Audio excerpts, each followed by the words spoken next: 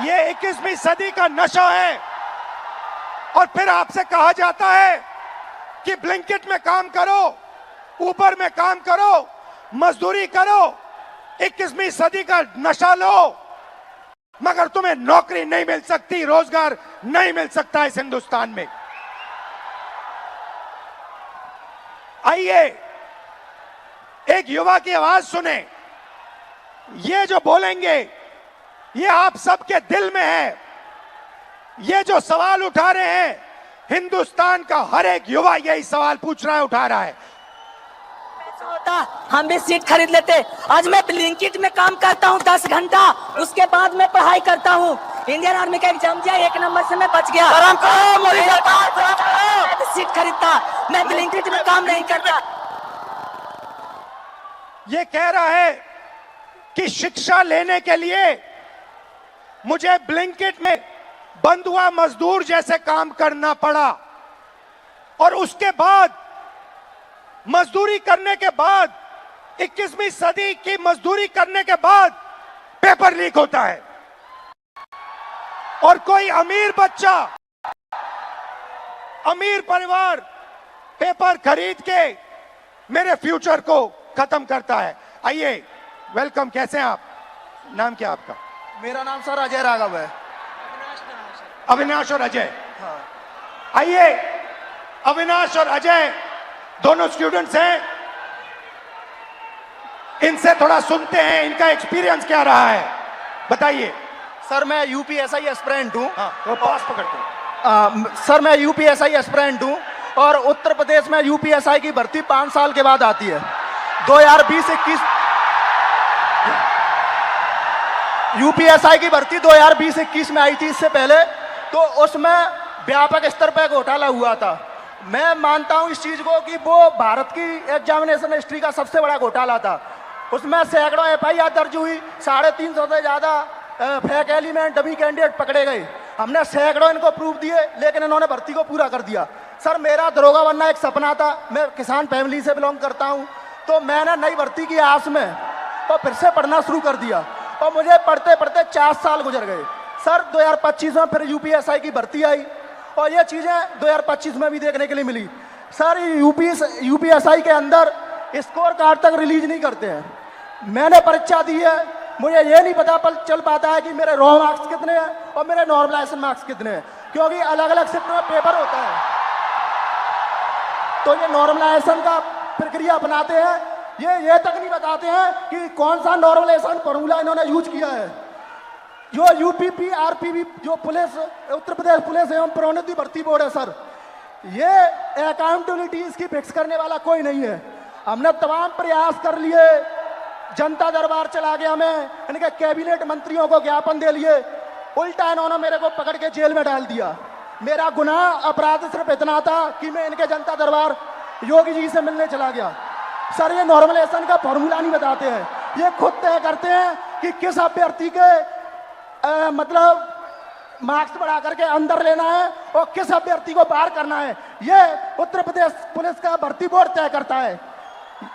क्या दिक्कत है? अगर ये फेयर भर्ती कराते हैं तो इनको नॉर्मलाइजेशन देना चाहिए। सर मैं एक चीज इसमें जोड़ना चाहूंगा कि जो नॉर्मलाइजेशन है ये पेपर लीक से ही बड़ा स्कैम है, क्योंकि इनकी अकाउंटेबिलिटी फिक्स करने वाला नहीं है। ये नॉर्मलाइजेशन फॉर्मूला जारी नहीं करते हैं, ये शिफ्ट वाइज नॉर्मलाइजेशन डेटा नहीं देते हैं, इनको खुली छूट मिली हुई है। मेरा नाम अविनाश है, मैं इन्हीं छात्रों में से कोई एक जरूर हूं। चूंकि मैं ये कह सकता हूं सर कि मैंने अपनी तैयारी 2018 में शिक्षक भर्ती के लिए की थी। 2018 से आज तक मैं उसी की तैयारी कर रहा हूं। क्यों? सरकार के पास जगह खाली है, फिर भी वैकेंसियां नहीं दी जा रही हैं। उसके बाद ये होता क्यों है सर? ये सरकार की मानामानी है। इसमें सरकार अगर चाहे बच्चों से कि वैकेंसियां दे, प्रॉपर तरीके से चलती रहे। हम लोग ऐसा नहीं कि क्या कहते हैं एक डिमांड कर रहे हैं। 2018 से लेकर आज तक कई सारे धरना प्रदर्शन, कई सारे ज्ञापन ये दिए हैं। उसके बाद दूसरा मुद्दा ये कि 2022 से ही मैं यूपी पेट की तैयारी यूपी SSSC आयोग से करता हूं।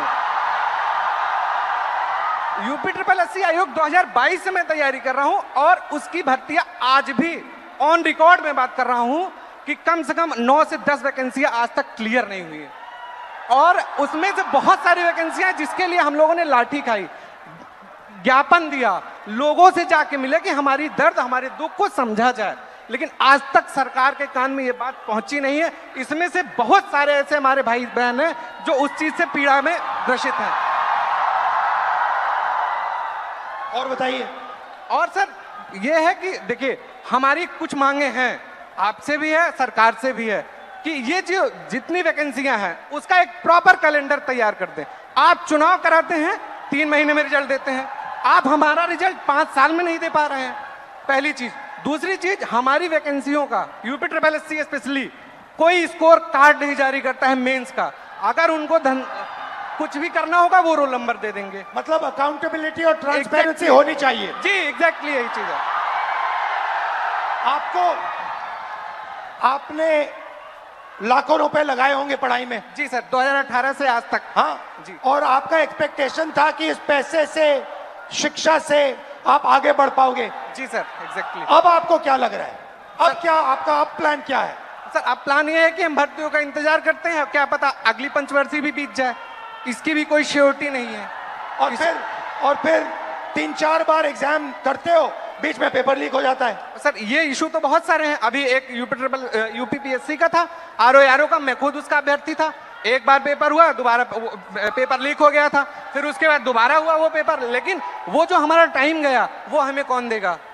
बिल्कुल, जो हमारा टाइम गया, हमारा पैसा। जब आपका पेपर लीक हुआ, आपको क्या फीलिंग आई? अंदर क्या लगा आपको, यार ये क्या हुआ, क्या करें, क्या? मतलब ये होता है ना सर, कभी कभी एग्जैक्टली मैं बता रहा हूँ, उस 10 बाई 10 के कमरे में कभी आप बैठ के सोचिए कि अगर हमारा पेपर लीक हो गया, हम किससे बात करें अपनी, किसको अपना मुंह दिखाएं कि यार अब मेरा इस बार नहीं हुआ, पेपर लीक हो गया, मैं किससे जाके कहूंगा? और सालों आपने मेहनत की, घंटों आपने मेहनत की, और 1 सेकंड में पूरा खत्म हो जाता है। सर एग्जैक्टली यही चीजें होती हैं।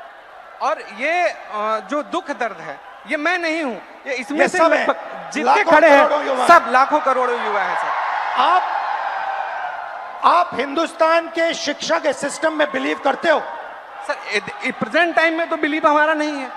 नहीं है एग्जैक्टली नहीं है। रीजन, अगर आज 2018 से मैं अब बेरोजगार टहल रहा हूं, कोई स्किल हमें दे दी 2018-17 में, तो मैं कहीं प्राइवेट एंट्री इस प्रयागराज में या इस आसपास के इलाकों में, हमें कोई ऐसा इशू नहीं है, ऐसे कोई मतलब रिसोर्सेज नहीं है कि मैं प्राइवेट काम कर सकूं, और काम करूं तो वो डेली वेजेस के हिसाब से बहुत कम हो जाएगा। ये आपका क्या है? ये टैटू क्या है? मेरा नाम है अविनाश। अच्छा, आपका नाम है, ठीक है, थैंक यू अविनाश। और कुछ कहना चाहते हो? सर उत्तर प्रदेश में ये पेपर लीक लगातार चल रहे हैं। जब से माननीय योगी आदित्यनाथ जी सरकार में आए हैं, तब से मैं उंगलियों पे गिना सकता हूं सर। 2017 दरोगा भर्ती पेपर लीक, उसके बाद यूपी कांस्टेबल 2018 पेपर लीक, उसके बाद 2020-21 की यूपीएसआई भर्ती पेपर लीक, और 2022 का लेखपाल भर्ती पेपर लीक, और 2023 में आरओ वो भी पेपर लीक, 2023 का कांस्टेबल भर्ती पेपर लीक, और ये स्कोर कार्ड नॉर्मलाइजेशन की धांधली वर्तमान में चल रही है। सर मैं इन्हीं शब्दों के साथ आपका बहुत बहुत धन्यवाद करना चाहता हूं कि आप यूथ की आवाज उठा रहे हैं लगातार, और मैं सर आपसे आशा की उम्मीद के साथ देख रहा हूं, आप इसी तरह हम यूथों की आवाज उठाते रहिए, हम आपके साथ पूरी तरीके से। ये जितना भी यहाँ पर स्टूडेंट दिख रहा है, ये सब आपके साथ है, सिर्फ आपके लिए आया है सर। Thank you. तो आपने सुनी उत्तर प्रदेश के स्टूडेंट्स की आवाज। अब प्रॉब्लम क्या है मैं आपको बताता हूं। प्रॉब्लम है कि आप पढ़ाई करते हो, पैसा डालते हो, मेहनत करते हो, मगर रोजगार के सारे दरवाजे हिंदुस्तान में बंद पड़े हुए हैं। एक दरवाजा खुला नहीं है।